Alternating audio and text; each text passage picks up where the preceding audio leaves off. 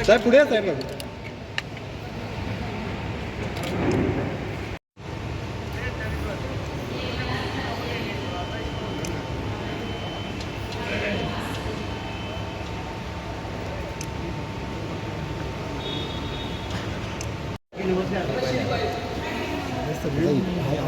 इथले पुढे कोण जात नाही एवढं नाही कोण जात नाही सोडायचं ते अडवलं की लेच करतो आम्हाला आमच्या नंबरात जाऊ दे आम्हाला.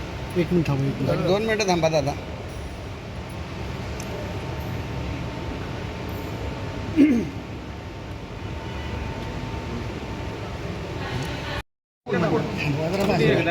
एवढं पुढे निघाला काय कामाला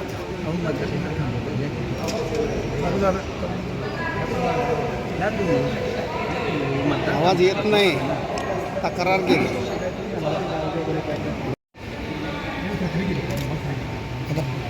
चला दिसते.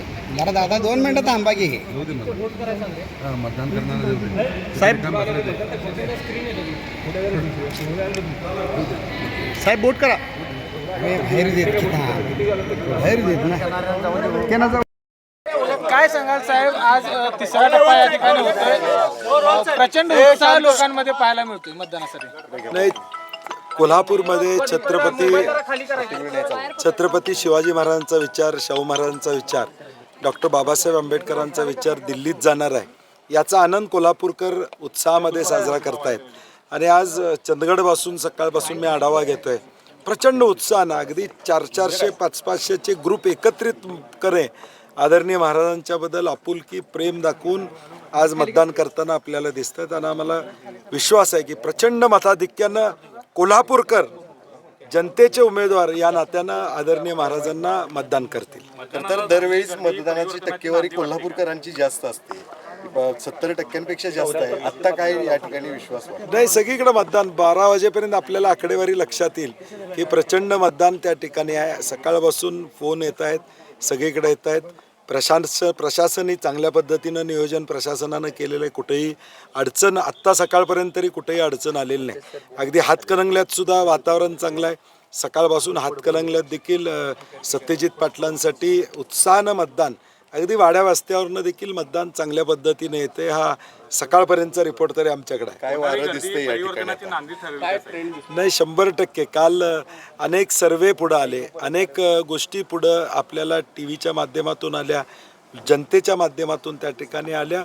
या टप्प्यात देखील महाविकास आघाडीला पश्चिम महाराष्ट्रातल्या ज्या जागा आहेत त्यामध्ये महाविकास आघाडीची सरशी होणार हे आपल्या माध्यमातून देखील आपण दाखवलेलं आहे.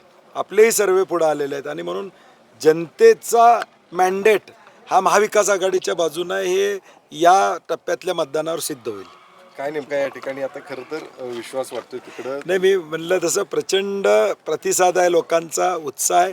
माझी लोकांना कळकळीची विनंती आहे, लोकशाही टिकवायसाठी मतदानाला जास्तीत जास्त प्रमाणात बाहेर पाडा. छत्रपती शिवाजी महाराजांचा विचार दिल्लीत पोहोचवण्यासाठी ताकदीनं बाहेर पाडा अशी माझी विनंती आहे.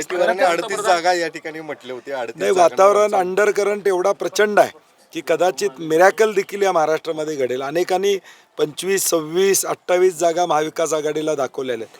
परंतु आज जे रिपोर्ट येत आहेत, पहिल्या टप्प्यातले, दुसऱ्या टप्प्यातले आणि तिसऱ्या टप्प्यातला देखील उत्साह बघितल्यानंतर कदाचित महाराष्ट्र हा मिरॅकल घडवेल आणि महाराष्ट्राचा स्वाभिमान दिल्लीत जपण्याचं काम महाविकास आघाडी करेल हा विश्वास आहे.